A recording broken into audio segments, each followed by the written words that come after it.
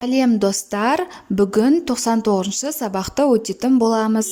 Жаңа видеоларды көру үшін каналымызға тіркеліп, колокольчик батырмасын басыңыздар. Нәтиже сабақ мен не үйрендім. Бірінші жаттығу мәтінді мұқият тыңда.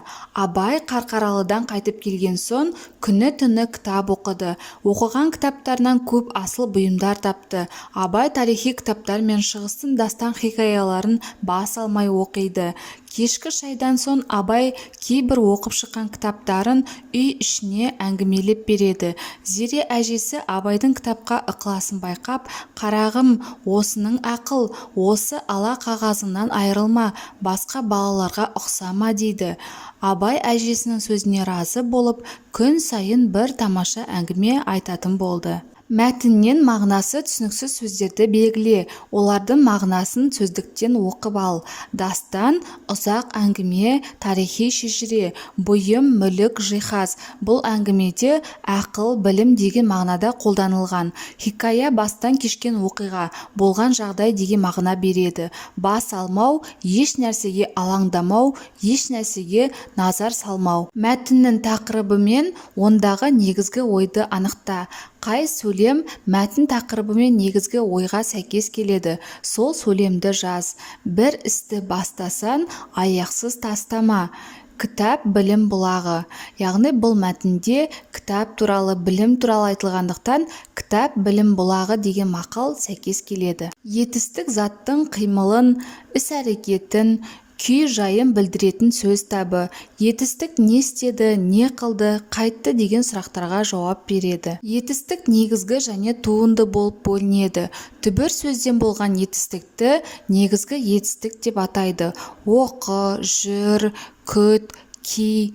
Түбір сөзге жұрнақ жалғану арқылы жасалған етістікті туынды етістік деп атайды. Ойла, ақылдас, ақта деген мысалдар келтіруге болады. Етістік болымды және болымсыз болып бөлінеді. Болымды етістікке мысал ретінде күл, жаз деген сөздерді келтірсек болады. Болымсыз етістікке күлме, жазба деген мысал келтіруге болады. Болымсыз етістік болымды етістікке ма, ме, ба, бе, па, пе жұрнақтары жалғану арқылы жасалады. Ерінбе, бұзба, жұлма деген мысалдар келтіруге болады. Үшінші жаттығу мәтіннен етістіктерді теріп жаз. Оларды негізгі және туынды, болымды және болымсыз етістіктерге ажырат. Негізгі етістіктер оқыды, тапты, оқиды, береді, айтатын, болды сөздері. Туынды етістіктер әңгімелеп, айырылма, ұқсама сөздері.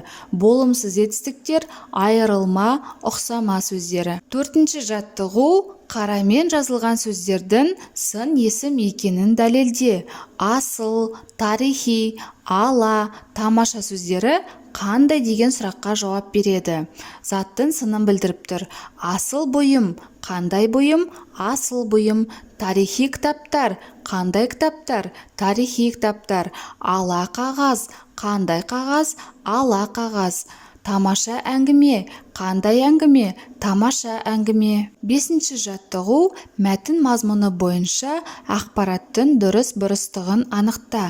Абай күні-түні кітап оқыды, дұрыс. Ол үй ішіне әңгімелеп берді, дұрыс. Зере әжесі Абайдың кітап оқуға деген ынтасын байқамады, дұрыс емес. Ол басқа балаларға ұқсап өстеді, дұрыс емес.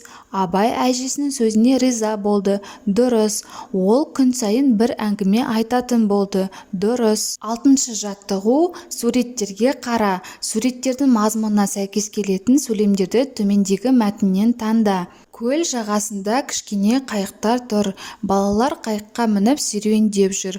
Оқушылар демалыс үйіне келді. Демалыс үйі қалың қарағайдың арасында орналасыпты. Жанында үлкен көлі бар. Мәтінді ретімен көшіріп жаз. Сын есімдердің астын сыз.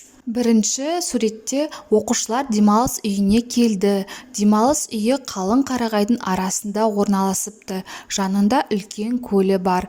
Екінші суретте көлдің жағасында кішкене қайықтар тұр. Балалар қайыққа мініп серуендеп жүр. Мәтіндегі сын есімдер қалың, үлкен, кішкене деген сөздер қандай деген сұраққа жауап береді. Осымен біздің сабағымыз аяқталды. Каналымыз пайдалы болған болса, лайк басып тіркеліп қойыңыздар. Жаңа видеолар сізге бірінші болып көрінеді.